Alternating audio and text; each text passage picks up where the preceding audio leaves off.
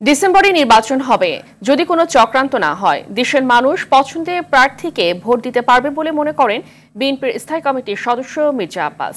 ঘোষণা দিয়ে সংস্কার হয় না, প্রয়োজনীয় সংস্কার শেষ করে দ্রুত নির্বাচন দেওয়ার আহ্বান জানান তিনি। রাজনৈতিক দলগুলোর সংস্কার প্রস্তাব গ্রহণ করে দ্রুত নির্বাচনের পথে হাঁটার আহ্বান জানান বিএনপি নেতা আব্দুস সালাম। মাইদুর রহমান রুবেল জানাচ্ছেন বিস্তারিত। মুগদা থানা বিএনপির আয়োজনে ৩১ দফা ও জনসম্পৃক্তি শীর্ষক প্রশিক্ষণ কর্মশালায় বিএনপি নেতারা বলেন, ভোটের ব্যবস্থা ধ্বংস করে দিয়ে নির্বাসিত করেছিল আওয়ামী লীগ। ফেসিবাদ পতনের পর দেশের মানুষ ভোট দিয়ে জনপ্রতিনিধি নির্বাচনের জন্য উন্মুখ হয়ে আছে বলেও মনে করেন তারা। আওয়ামী লীগ নামে রাজনীতি করার অধিকার থাকবে না কোনো দলের আগামীতে, সেটিকে আমাদেরকে আরো জোরালো ভাবে প্রতিষ্ঠা করতে হবে। মেরুদণ্ড সোজা করে দাঁড়িয়ে এই অবৈধ সরকারের বিরুদ্ধে লড়াই করেছেন, সুতরাং তার শিক্ষার যোগ্যতা অনেক পরে আসবে।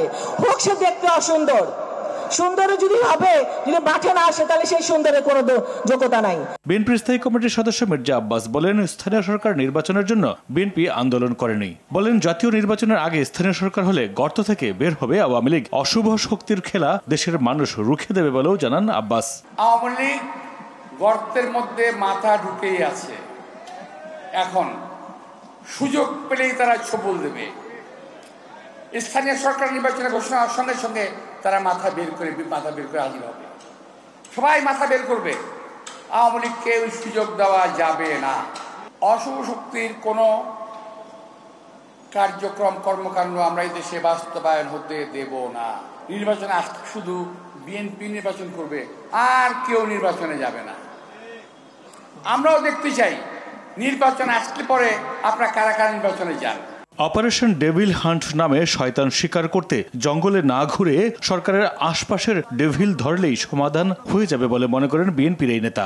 শয়তান তো আপনার আশেপাশেই আছে, এই সরকারের সঙ্গে আছে, সামনে আছে, পিছনে আছে, সচিবালয়ে আছে, ওদের আগে ধরেন। এই ৫ জনের মধ্যে ৪ জন সচিবালয়ের ভিতরে অবস্থান করছে, ১ জন সচিবালয়ের বাইরে অবস্থান করছে। এর আগে জাতীয় প্রেস ক্লাবের সামনে আরেক অনুষ্ঠানে বিএনপি চেয়ারপারসনের উপদেষ্টা আব্দুস সালাম বলেন, রাজনৈতিক দলগুলোর সংস্কার প্রস্তাব গ্রহণ করছে না অন্তর্বর্তী সরকার। যারা রাজনীতি করবে, যারা দেশ চালাবে, তাদের সুপারিশ আপনি নেন না। জুলাই আগস্টে আহতদের সুচিকিৎসার দাবিতে জাতীয় প্রেস ক্লাবের সামনে প্রতীকী অনশনে এসব কথা বলেন তিনি। প্রত্যেকে বিশ্বাস করেন এই দেশ বদলে দেওয়া সম্ভব এবং সেই লড়াই এখন থেকে চলবে। মাইদুর রহমান রুবেল, RTV, ঢাকা।